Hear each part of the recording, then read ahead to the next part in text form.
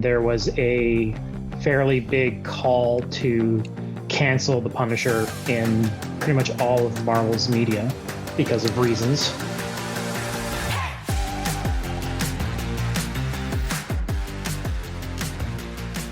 Hello and welcome back to Up Nerd. This is the fourth of the weekly variety segments/shows. I am not alone for this one. I'm joined by a new co-host. This is Ryan. What an excellent name, by the way. Hello, sir. How are you?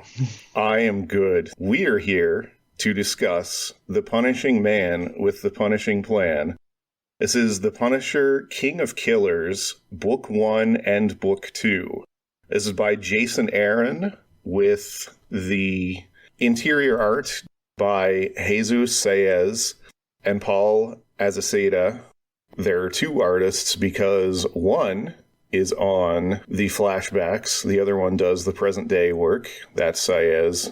So, this series, interspersed in it, we get flashbacks to a young Frank Castle starting at the age of 10 years old. Frank's a troubled little boy for some reason. This is not the first time we've seen him depicted, by the way, with a pretty troubled childhood and being surrounded by death.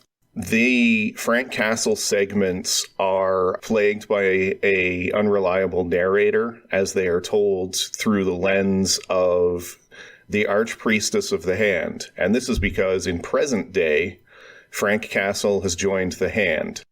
The Punisher has joined them because they have resurrected his wife, as we discover at the end of issue 1.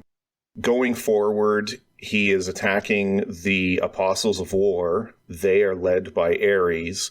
The series then sort of shifts again in between flashbacks of Frank Castle's youth, eventually shifting towards Maria flashbacks, which was fascinating to me just because Maria's never been a character in these. She's been a motivation for Frank Castle to do what he does, but she's never actually had much in the way of characterization. Jumping forward, Castle attacks Ares. It does not go well. He is confronted by Daredevil for obvious reasons, after which Ares attacks Castle. Then after that, his next threat is the Avengers. He fights off a number of them. It is not the entirety of the Avengers team. It's mostly just heroes and anti-heroes that he's teamed up with in the past. In the end, it's Maria that is his undoing. I wanted to start by asking you, what was your impression when this series was announced? Because comic book fans are pretty reactionary. I know you and I both have a pretty high opinion of Jason Aaron's Punisher work before this, i.e. Punisher Max. But yeah, go ahead. My initial reactions, I think, were a bit of trepidation because this series was announced not terribly long after the January 6th riots, and there was a fairly big call to cancel the Punisher in pretty much all of Marvel's media because of reasons. So I knew that when the series was announced that it was going to be Jason Aaron, that it was going to be a good book. He's somebody that has a reverence for the character, and he's a very good writer. So I knew it was going to be a very well-written story. I wasn't really familiar with the artists, but I guess my trepidation was, what are they going to do with the character? Are they killing him off? Is this going to be the last ever Punisher series? I mean, that was pretty much where we thought it was going to go. I don't know if there's ever actually going to be a last ever. I mean, do comics ever end? I guess that's a discussion for when we get to the ending of this, because obviously it's left pretty open if they choose to use him again. I don't know that we're ever going to see the end, quote unquote, of Frank Castle's adventures as the Punisher, but for now, he's been retired. Not the first time Aaron's gotten the chance to retire the character. Yeah. So, I mean, he killed him in Max. I mean, he's flat out dead. Max was a little different, obviously, because that was supposed to be a grounded series, and he aged, et cetera, et cetera. So at some point, he was going to kick the bucket. And let's be honest, I don't see Frank retiring, going to Florida, and that's dying peacefully. That's the kind of the fallacy of the character, is that he's fighting a never-ending war against crime. Like, there's always going to be criminals. Every time he takes out one mob family, somebody rises up to fill the vacuum. Like, it's a never, and he's totally happy with that. But it's that's what he wants, yeah. Yeah, it's exactly. He wants to be in this never-ending war as much as he probably says to himself that he hates it, or maybe he doesn't. Ennis's solution to that, by the way, was that he essentially wipes out humanity. That is sort of his end goal. Well, yeah, from Punisher the End, yeah. Not just that, but I mean his dream in Up is Down, Black is White, when he has a dream, he mentions that after he's killed the first responders, the police, and everyone else, he turns and shoulders his weapon and points it towards the people who did nothing, who just sat around and watched. And as the line in the book even says, if my world ends, so does yours, because they're just as guilty to him. He's got some problems, is my point. He is not a very nice person. It's a light, fun, breezy read. Every single book. And that's what I wanted to get into, is that my reaction to when they first showed the new logo and he was part of the Hand, I think that you and I were kind of in agreement in terms of him joining the Hand was going to be a means to an end. I don't think he cares who his allies are or anything like that. He just uses them, and he mentions it to Natasha late in this book even too, that he doesn't have friends or anything like that, or he doesn't see anyone as friends. They're just tools to him. And the Hand was just a tool to him too, and I figured that was where this was headed. Yeah, the Hand ended up making him the right offer in order to get him on their side. And the way Aaron writes it's they're very much, I don't know if aligned is the right word, but like they very much see a lot of them. Well, they're trying to use him. You know, they want him to be the vessel for the Beast. They're happy to try to use him. He's happy to try to use them. It's win-win for everybody. Yeah, the Beast being the mystical force of, the mystical god of the Hand. We got to remember that there are people listening to this that may not know this. Yes. So you and I know this, but so the Hand are an organization within Marvel Comics that have existed for a significant amount of time. They usually go up against Daredevil or Elektra, still sort of street level. In any case, the Hand are mystical. They are able to resurrect. And again, when this was announced, we kind of figured that, well, who could they resurrect that would sort of help control Frank Castle? Believe it or not, that actually didn't cross my mind at the time. I remember when those first opening pages were revealed. I saw the new logo. I liked it. It was a good change from the skull. Like it was still very much in line with the character. And I remember thinking that this was probably like, if the character was going to continue beyond this, that this would be his symbol with the Hand, and then it would be replaced by something else. That ended up being the case. But them resurrecting Maria, I probably should have seen that coming, but didn't until like I was 2 pages away from the end of the first issue. So that first issue, talking about reactions, that kind of thing too, his introduction to the resurrected Maria is after, and this is what I want to point out, I love the art in this. This is after a sequence in which the Archpriestess says she's sending legions of the Hand ninja, who are sort of the foot soldiers for the Hand, for anyone that doesn't know, into essentially a meat grinder called the Punisher, because he just mows down a number of them. He hits them with landmines, grenades, shooting a number of them, knives, you name it, he does it to them. Which is kind of surprising because he's never really been at that level. Usually he has trouble with people who have better hand-to-hand skills than him. Yeah, but to be fair, he doesn't really engage them hand-to-hand. His version of hand-to-hand in this involves him taking damage to deal damage, which as a human is not a great idea. Yeah, he uses his creativity. He uses his environment to his advantage because he has a lot of weapons stashed all over the place. If they really wanted to kill him, they could have, I guess is my point, because if it had gone much longer, he was in trouble. Yeah, I guess my point is that the Hand are generally faster than him. I mean, they give Daredevil problems, and Daredevil is much faster than Frank, so it was kind of interesting to see Frank kind of like he had his issues, but he did. Yeah, in terms of the Marvel universe, he gets by because A, people underestimate him pretty frequently, and B, a lot of the heroes and some of the villains aren't used to somebody who attacks with just being lethal from the start. There's no sort of wasted preamble or anything like that. They're not used to somebody who doesn't want to hear the monologue or know their plan or anything like that. He just will just shoot you in the head or shoot you in the back if he can. And heck with it, you mentioned it, the logo. All I'm going to say, if the Punisher needs a particular logo, and in this case I'm referring to the skull, it's not a good character if that's all it is. And he's not. I feel like this series proved that he's more than that, and there have been a number of series that proved he's more than that.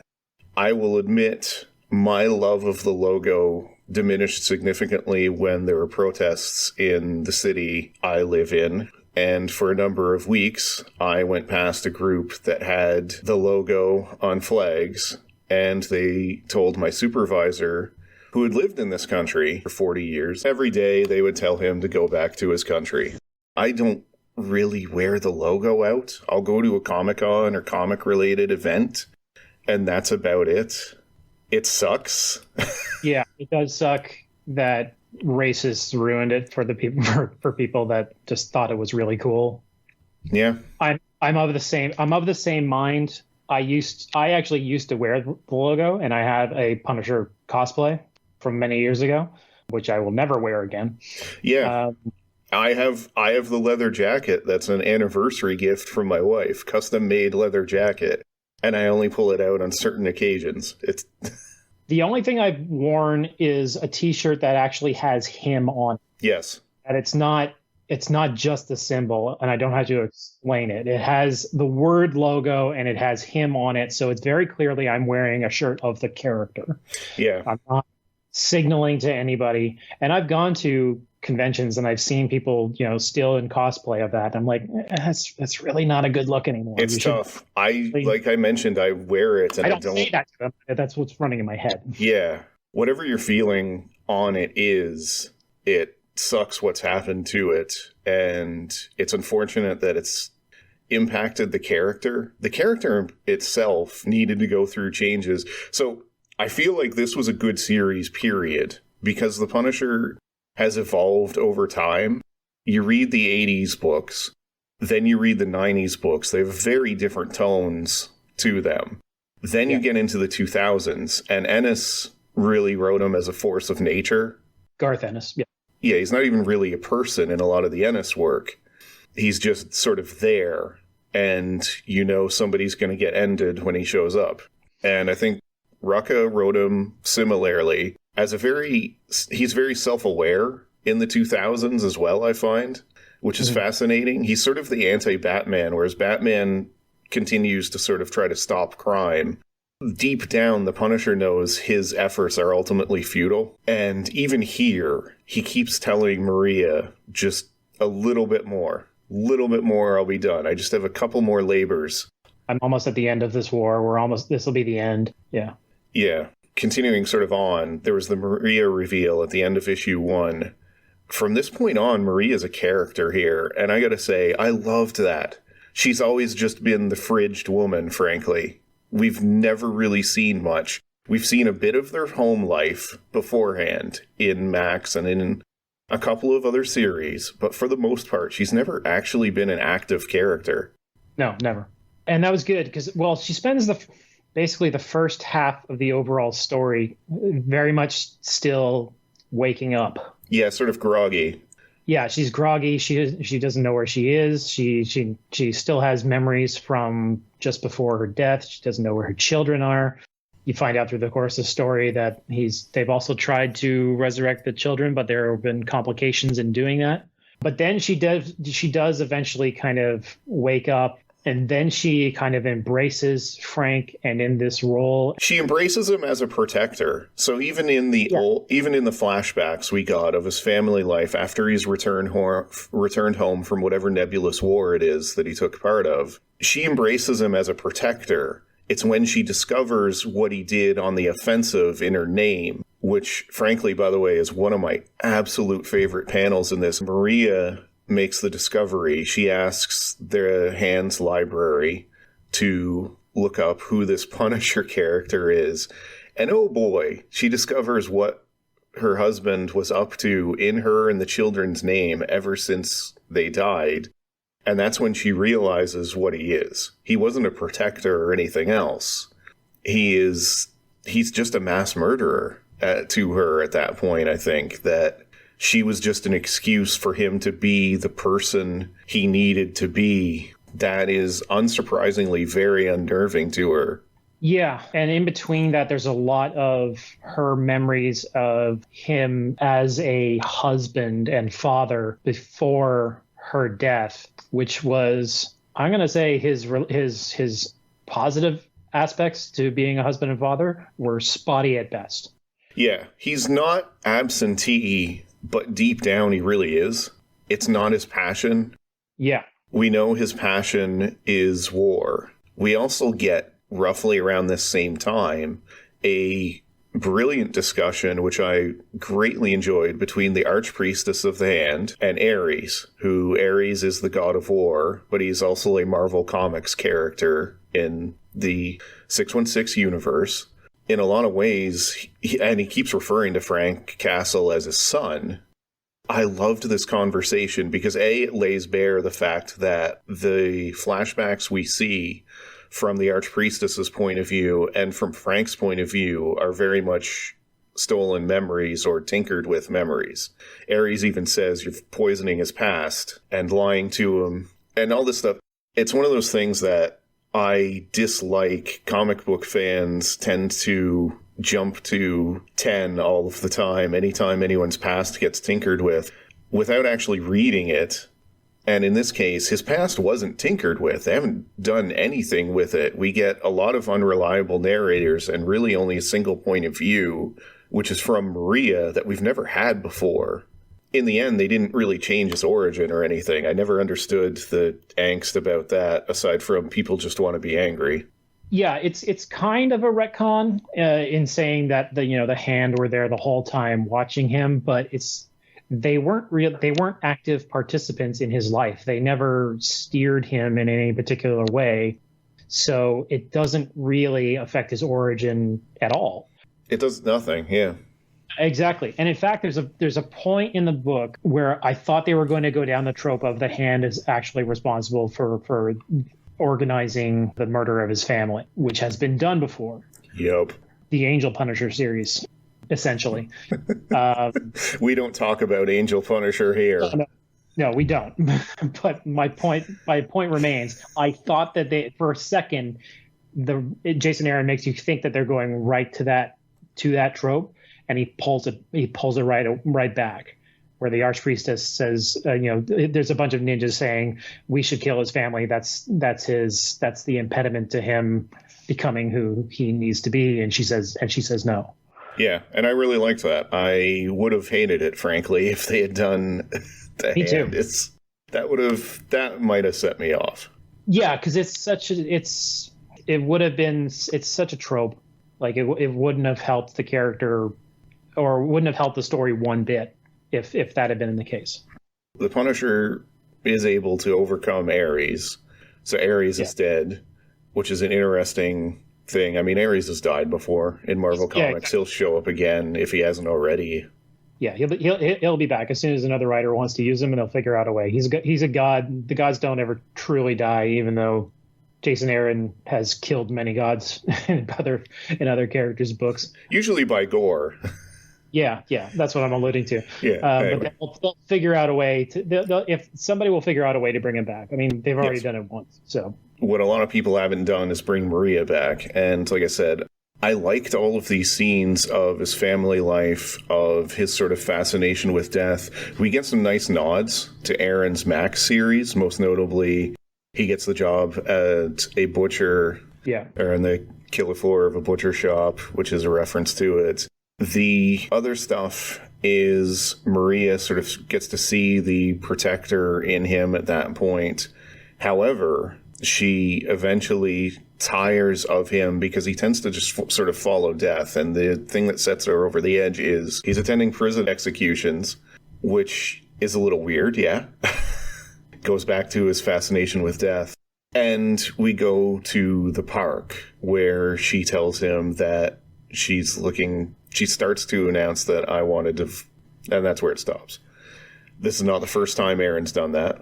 Yeah, I know. That's kind of one of my criticisms of the series, is that a lot of it is kind of a retread of what he'd already done in Max, but just he flipped it around a little bit at the end. In his Max run, it's very much the flashback of him and his home life is very much exactly like this book. But then Frank decides he wants to leave. He wants to leave his wife and the kids. But in this one, she flips it so that Maria does it.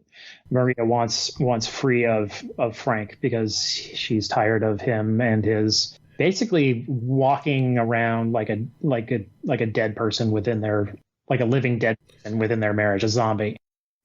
He's trapped, and this goes back to the art. I saw some of the criticism of the art is the backgrounds in the Hand compound are very much the same. It's very sort of gray, dull colors. But I feel like that enhances the book because both of them are still trapped. Maria, in particular, is literally trapped by the Hand in that she cannot leave the compound she's in without dying. Yeah. And the Punisher is trapped by the Hand because he wants to finish his war. He needs to keep going no matter what, and he'll use them to the end or whatever he needs to, as well as being trapped because in both Max... So what I like about the differences that you just said, in the Max series, he's the one that threw his family away.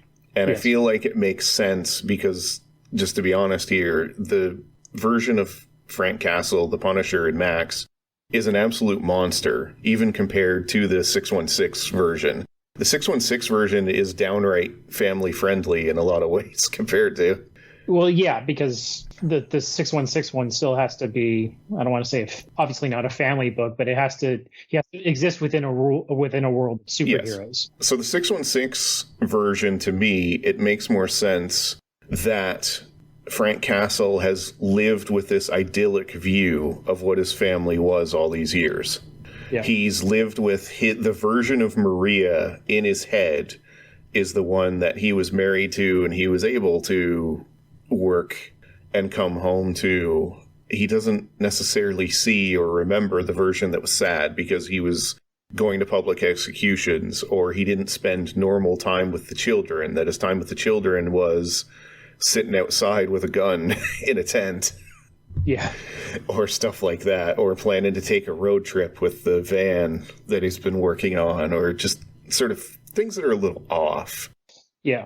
And he was able to see himself as that and able to see that, no, this perfect life was taken away from me. And it's interesting to me that Maria literally shatters all of that. He was barely there as a father and a husband during their whole of their time together. And that's why I think it's interesting that more even than NEA's or 90s comics, the Punisher's been more of a character in this book than in a while, as in more of a person. We really kind of get into his head with this book, which is not usually a fun place to be. Yeah, and it takes a special writer to really bring that out. Some writers really write Frank in a very generic way as just an unhuman killing machine, and it takes a few special ones to really get inside his head. Sometimes it's helped by writing him with an internal monologue, which Garth Ennis did extremely well. Greg Rucka decided to not use the inner monologue mechanic, and still managed to show us a lot of the character. Rucka did it by having him bounce things off of people, whether it be his interactions with Daredevil and Spider-Man during the crossover issues, or obviously with Rachel Cole Alves. I should have just said Rachel Cole and then let you add the Alva. Anyway, that was a missed opportunity. Anyway, and each of them has written him very differently as well, too. And Aaron kind of does it via characters around him by having his family in this one. And the breaking point for Maria in the present is seeing the graves of all of the attempts to bring back the children. Yeah.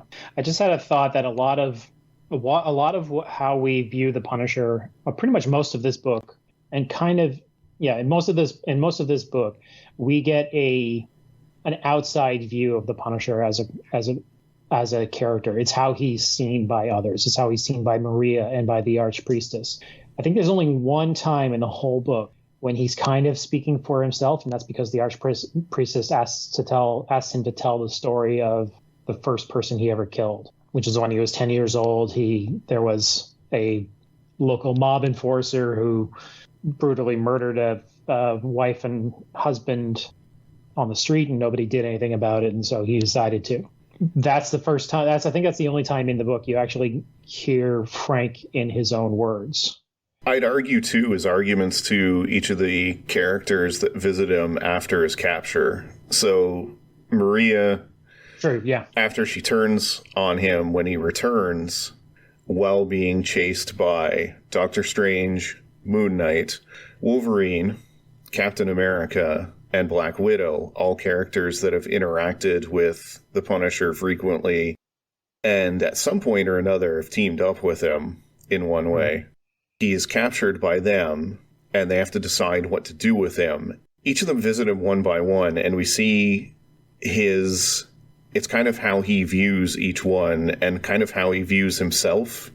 He tells Wolverine, if you're going to kill somebody who enjoys death and violence, kill yourself first. Yeah, Wolverine is kind of like the most hypocritical one of the bunch. Yes.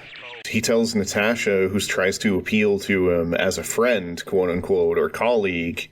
And as we mentioned before, that's not how he sees it, or at least that's not how he tells her he sees it. He just kind of used her as a tool. She was a means to an end for him. He even says, yeah, were we friends, Natasha? Yeah, he's had team ups. He's been on a team before, but he's not a team player. Obviously he would never be an Avenger, but he would never be in one of those kind of situations unless it benefited him and his war in some fashion. And his goals, yeah. Yeah, exactly. Yeah, he doesn't care for any of them. He doesn't care about people at all, really, and he doesn't even acknowledge Moon Knight. Although, to be fair, Moon Knight doesn't really let him get a word in, but he doesn't think much of Moon Knight in any of their interactions over the years, so that's not really surprising. Mm-hmm. And the real kicker, though, is when he finally thinks Captain America has come to see him as the final one of the group. But it's not Cap, it's his wife. Yeah.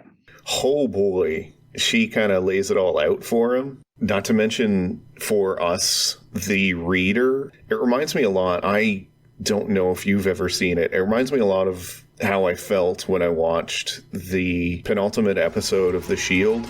The Shield is a series starring Michael Chiklis. And in the second last episode, he sits down and slowly details out all of his crimes that we've seen throughout the show. And any sort of sympathy or feeling you kind of had for the character or the main character of the series is washed away when somebody else just kind of paints how much of a monster they are or is stunned by what they've done. And however you feel about Maria, it's not a lot different here. Yeah. She tells him, this is how you honor your family and your children. Yeah.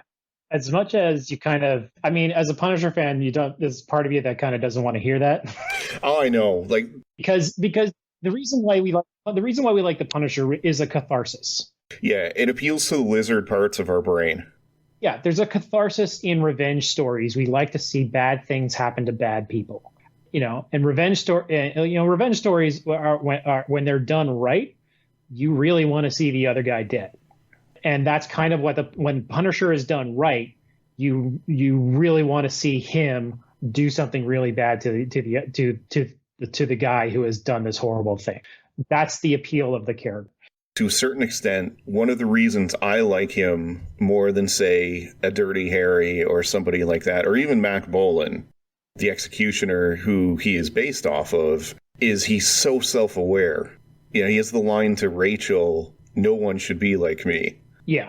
He knows what he is, and he knows he's just as bad or worse than a lot of the people he's killed, Ennis also makes that pretty clear a number of different times in his different series. Yeah. So yeah, there's the catharsis. There's the fact that he knows he's an awful person. He's just as damned as the people he's condemning, which is kind of why the scene with Wolverine works so well too, because Logan's just as guilty of things. And the others he just kind of sees as, I got the chance to talk to Chip Zdarsky about this.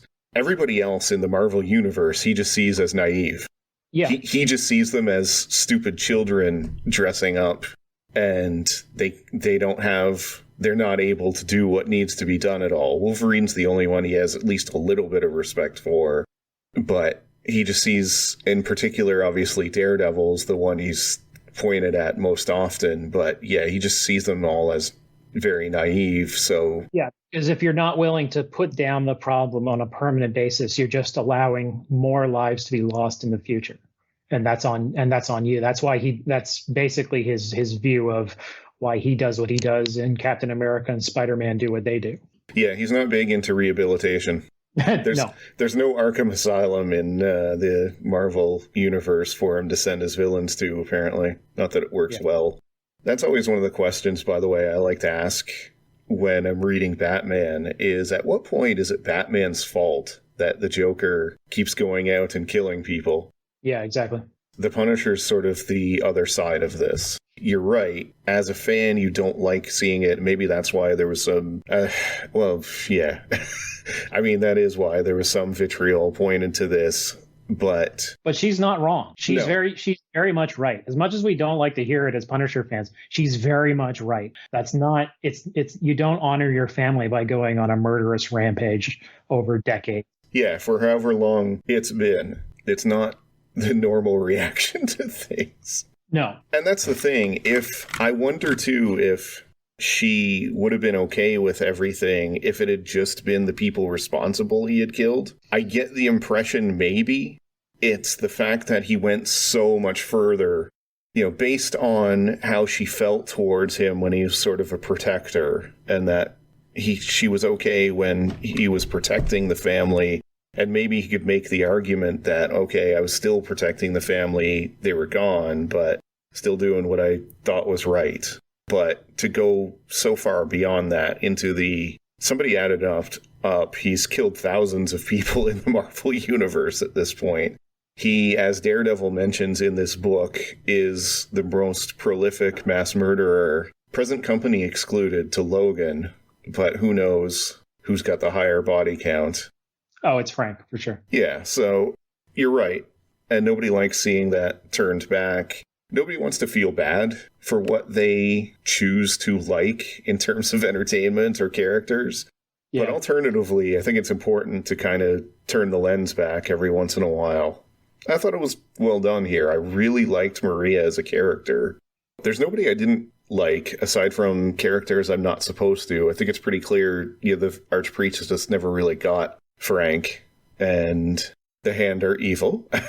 Yeah, I think, there's that. I think the Archpriestess was very much just blinded by her vision of what Frank could be as the Fist of the Beast. But she's not wrong either, because he would make a heck of a Fist of the Beast, apparently.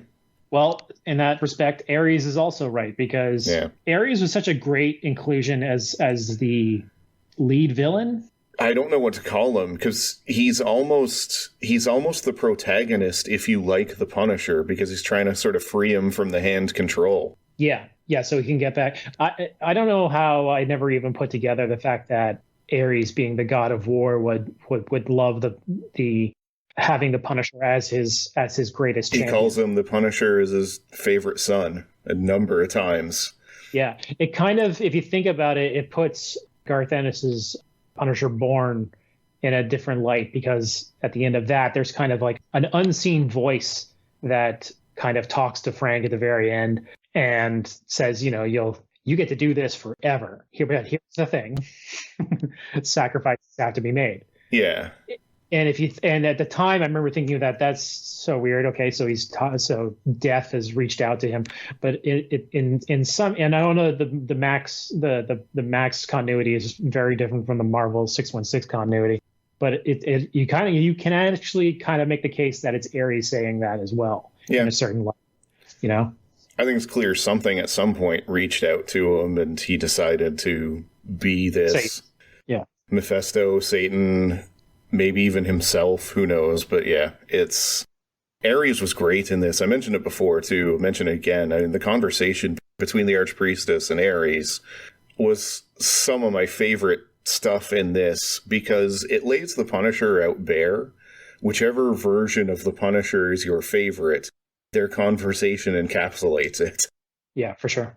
Yeah, same sort of thing with a lot of the art in the background monitors and at the start when they show the Punisher, whichever version of the Punisher is your favorite, it is included here in some form or another. And to me, that sums up this book. If you like the Punisher, there is a good chance you should like this book. I mean, people complained when it was being released that they were going to change him and that sort of thing. I was always okay if somebody once said to me, "Oh, fine, I'm not going to read it. I hope you like your Punisher with swords." Again, they're just tools. If he could learn how to sword fight, he would do it in a heartbeat. It's just another way for him to kill.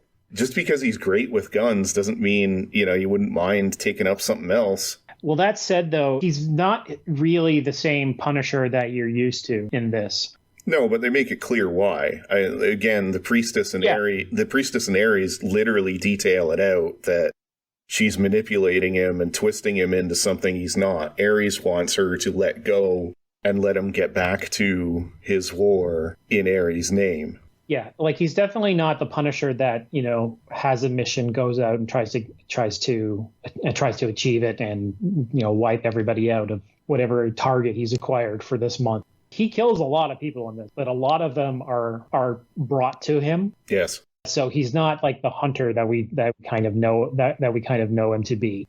They're basically brought to him as offerings. Until the end, when he makes it clear, first of all, that he's trying to get through his sort of list. Yeah, he basically kills every non-superpowered evil person on planet Earth. Yeah, and he also makes it clear to the Avengers that he's only got a certain amount of time before the Beast takes him over, that he's been holding it back all this time. And then he's saying it's still him. I don't think he's really still him until really the end of the book. Speaking of the end of the book, the resolution is, so Maria speaks with Frank. She takes all of his money, donates a lot of it to charity, keeps some of it, which frankly she should, and goes off on her own. She is pregnant, it is revealed later on in this. Meanwhile, Frank Castle leaves Earth and ends up in another place we've seen in the Marvel Universe. Yeah, he kind of takes the decision of whether or not to destroy him out of the hands of the Avengers by finding a few pieces of the bullet left. Yeah, left in that Doctor Strange actually gives him. Manages to find one little magic scrap left to send him off to another dimension where he will stay until another writer decides to bring him back. Yep. Until Joe, oh God, what's his last name? I can't even remember.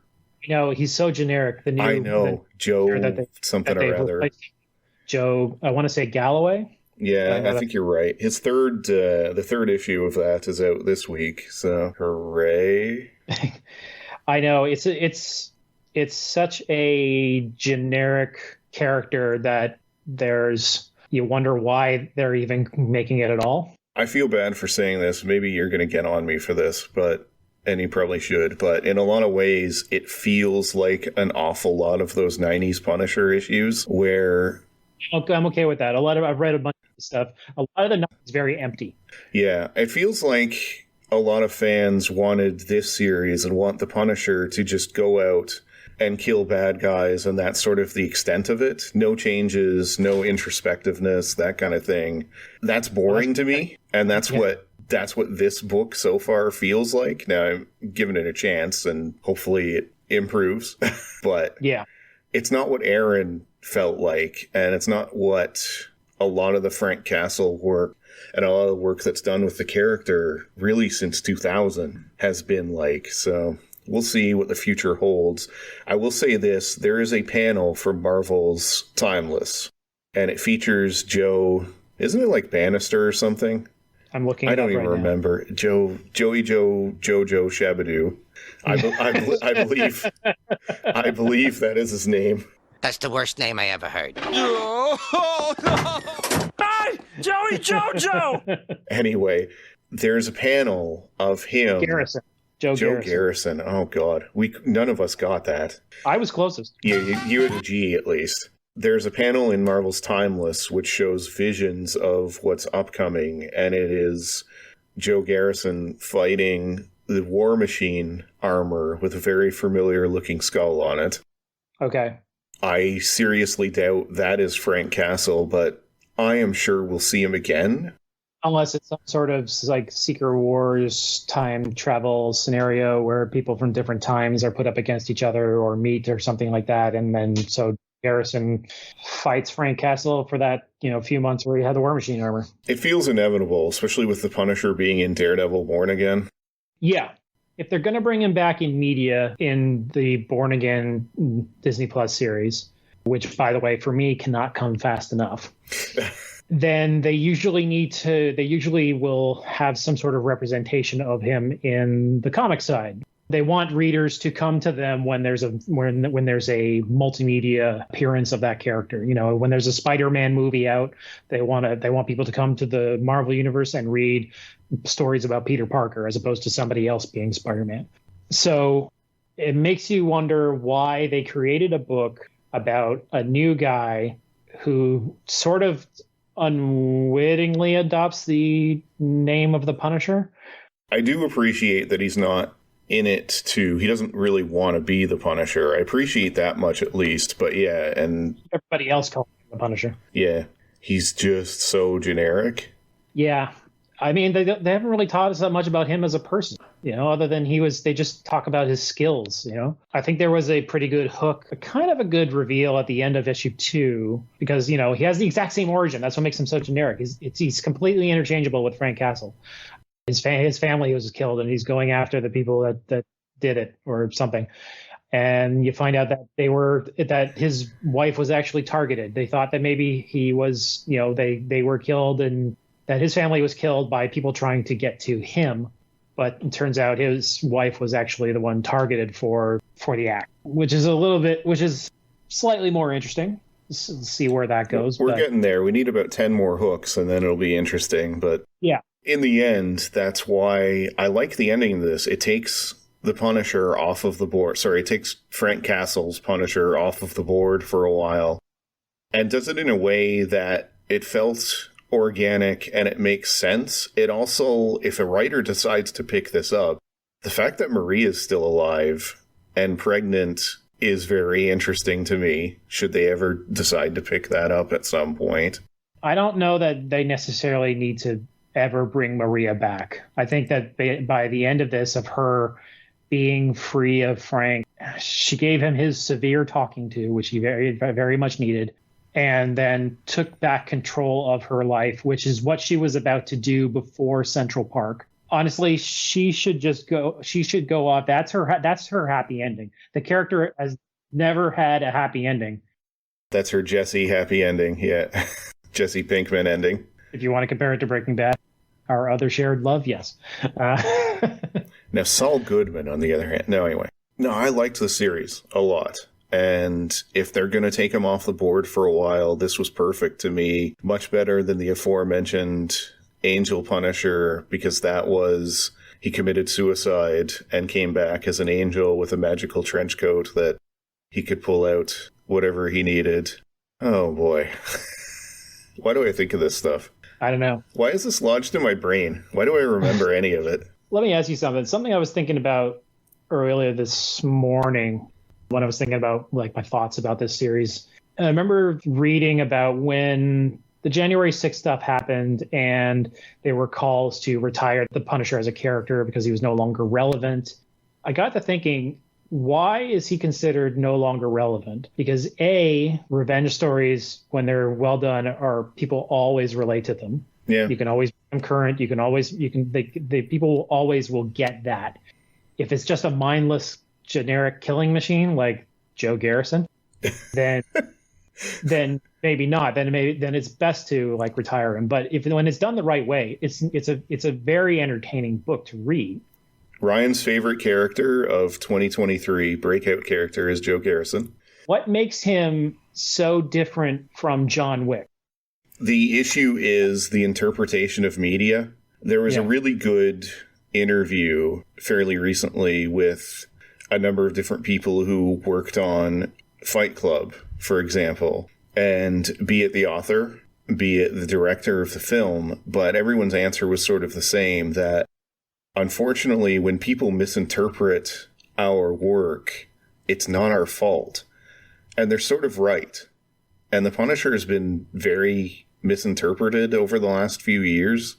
Yeah, very much so. He's not somebody you wear the symbol of because he's doing what's right, because he doesn't do what's right at all, really. There is a catharsis to it, but in the end, he is just as much of a villain, especially because of his inability to kind of let go or stop. He is so far beyond any sort of absolution for the killing that he does, even if he kills bad people. A lot of the interpretation of him is just that it's cool and bad guys, no matter what, just need to be punished. And the world is a lot more gray than that sort of black and white. Mm-hmm. So I think the calls to retire the character were premature. But on the other hand, too, again, I've had the chance to talk to a couple Marvel writers, and they love the character. I actually fairly recently had the chance to talk to one who absolutely adores the character. This person would love to have written for them previously, never really got the chance to, but they now say, do you want to be the writer of this series when the inevitable happens and someone kills a public figure while wearing that skull? Yeah. I understand that fear. It sucks.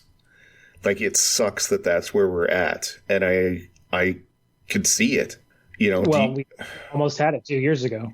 Now, this person was established. They've worked at both of the big two quite a bit, but they won't touch the Punisher with a 10-foot pole. And after hearing them talk about it, I understand why. So I think it feels more like the calls to retire might be coming from inside the house to a certain extent. And again, I understand them. And there's some writers that might be okay with that. And obviously there's directors that might be okay with that. You know, I mentioned Fight Club. There are some people that don't have any type of media literacy. Yeah. When you read The Punisher, particularly from 2000 on, he is not the good guy. There's this weird thing that people think Garth Ennis views him as a hero or heroic character. Garth Ennis views him as a fascist. He even says it in one of his books. It's weird to me. Yeah, it's like, who was it? It was somebody saying, yeah, Rage Against the Machine's my favorite band. Who do you think is the Machine? Yeah, you mean Paul Ryan. Yeah, he doesn't get it. No, and there's a lot of that people just interpret media to sort of fit their own end or fit their own means. The Punisher, as has been written for probably the past 23 years or so, is not a particularly redeemable character. It's not somebody to idolize. And I remember after January 6th, Garth Ennis' sort of open letter saying, none of these people want to be the Punisher. The Punisher's life sucks. He sleeps in a van, he eats a steak for breakfast, lunch, and dinner, does target practice for about 18 hours a day, and then the other 5 is recon, and then sleeps for an hour. That's his life. It is awful. Nobody actually wants to be that. They all want to cosplay as it, but it's not the same thing. He doesn't fight for people either. I think the days where he was, and this comic made it pretty clear, the days where he was a protector ended when his family was killed. And after that, he just went on the offensive forever and ever. He doesn't do it to save people. It's pretty rare. Like, saving other people in the Marvel universe is essentially an accident for him. In the comics, yes. Like I think in media, they very much make a point of him Yeah. Of humanizing him a little bit. With, they've done that pretty much in every movie and TV show. He's always had somebody that he's saved. Which is why I feel like we'll get into it, because eventually we're going to do the movies. But I don't like that interpretation of him. It's not... I mentioned this earlier. I think we're both a little more open-minded than a lot of comic book fans. Mm-hmm. I've seen Star Trek reinterpreted a million different times. I've seen the X-Men, everybody get rebooted time and time again. So I'm a little more open to different versions of it. So the Punisher, for me, in a lot of ways, the reinterpretation of him in a series I hated at first, which is Rick Remender's Frankencastle. When Frankencastle came out, I hated it. I hated the idea of it. I don't even remember why I read it at the time. I think it was just picking it up because, oh man, gotta support anything with that skull logo on it, baby. Yeah. I hated it. And over the years now, I really like it because it asks the question, what type of person does it take to do what he does? And in Frankencastle, the outside ends up matching the inside finally. And I feel like that's the interpretation that I realized that, like, man, this guy's a monster. When you sit down and break out what he does, it's not even an eye for an eye in a lot of cases. Yeah. One of our favorite arcs is the Slavers. I shouldn't speak for you, but it's one of my favorite arcs. You are very much right. From the Garth Ennis Punisher Max run. The Slavers is probably my favorite. He does things in that are horrific to people. Utterly horrific. And frankly, they deserve it. That is a cathartic, proportional response, though. Yeah, that's what we're talking about. Like, he goes up, for context, he learns of a crew of Eastern European human traffickers who are the worst of the worst. You know what people comically say the worst nowadays? These people are the actual worst. Yeah. And these people exist in real life, unfortunately. Yeah, exactly. Which is where the catharsis comes in too. Yeah. Yeah, the catharsis comes in because you really want it. This is what I was saying earlier. These are people you really, really want to see dead. Yeah, and there's two things from this. Number one is, as the Punisher notes at the end of that, none of what he does any good. That the vacuum will just get filled up by somebody new next week. But number two, that is what we're talking about in terms of proportional response. The person who is arrested for possession of marijuana and given a 6-month sentence in the United States does not deserve what the Punisher doles out in a lot of his responses to things. That is not a proportional response. And that's kind of also why the sanitization of him in the movies doesn't work for me. Well, it depends on... Yeah, like you said, it depends on what these people do. I think when you see people in the movies, they have done really bad things, or they've had people killed, not just guys that they have a simple possession chart. Yeah, no, that's true. I find it more difficult, I think, to separate sort of the comic character to the film characters. Rest in peace. But Ray Stevenson's Punisher, for example, was depicted as very cold, much more akin to the Max version. There's not much sort of a family man or anything left compared to the sort of PG-13 version we get with Thomas Jane in the 2004 version. And even to a certain extent, Bernthal. Bernthal sort of brings a sadness to the Punisher. Mm-hmm. But even then, he kind of goes too far, and he goes too far through the lens of other people like Karen Page, who he openly uses as bait and is perfectly fine with using as bait just so he can get the chance to kill the person who he thinks wronged him. He's a bad dude. That's my point. Yeah, he's a bad dude. But again, he's a fictional character. I don't know. Should we? I mean, that's a greater question. Should we even idolize fictional characters? Everyone is flawed in their own way, at least in terms of real life characters. I don't think you necessarily idolize the characters themselves. I mean, the Punisher's my favorite character, but I've never wanted to live that life. I've never wanted to go out and take justice and take the law into my own hands or anything like that. Like I said, I enjoy the catharsis. I like seeing bad things happen to bad people. A lot of that is what makes us sane, though. Yeah, even when you're talking about characters like Superman or Batman, you don't necessarily idolize the characters, it's what they represent. Yeah. You know? Truth, justice, and the American way of Superman, though Canadian. I think that's kind of an overused term, and I don't know if it really applies as much, but it's the goodness that Superman and the good values that Superman exudes, and to different extent the good values that Batman exudes. I think those are... Yeah. And that's kind of where I go with this, though, is that the Punisher doesn't really exude good values. No. He doesn't really have any. And I look at... So you mentioned John Wick earlier. Just sort of want to close this off with some different thoughts. But you mentioned John Wick earlier. The actor who plays him is not John Wick. That is, of course, Keanu Reeves. Keanu Reeves famously has a quote that I think about every single day, and that is, I don't want to live in a world where kindness is taken as weakness. Yeah. That is the world in which Frank Castle lives. That kindness is weakness, period. That is not a good place to be in at all for you, your children, or anyone around you. Yeah, no, I totally concur. As much as I enjoy reading stories of the Punisher, he's not a person that should exist. No. Deep down, there's some part of your brain that wants it, as in you'll see a news headline or something like that, and I've done this. I'll sit and I'll think, like, man, I wish the Punisher existed. But I'm also able to kind of take a step back after that and go, well, that's not going to help anything. No, exactly. It's not going to stop X from happening. It's not a deterrent from it happening again either. There are better ways. Life is not black and white, Frank. Up is down, black is white. Yes. All right. Well, this was fun. I concur. This was great. Somehow, I don't think this will be the last time we talk about the Punisher. Hey, man, it's your show. You can always call me, and we'll do this. You're listening to Punisher Cast. Anyway. So thanks again.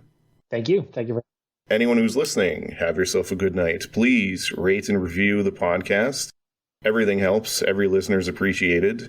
Where can the people find you, should you wish to be found, good sir? You can find me at Mr. Ryan Clark on Instagram. That's I do action figure photography and reviews there. You can also find me on Threads and on Blue Sky at Mr. Ryan Clark. Mr. Ryan Clark. Perfect. Not to be confused with the Pittsburgh Steelers' former safety. No. I used to call myself the one and only Ryan Clark as a joke, because there are many Clarks out there. Nice. All right, everybody. Have a good night, and thanks for listening.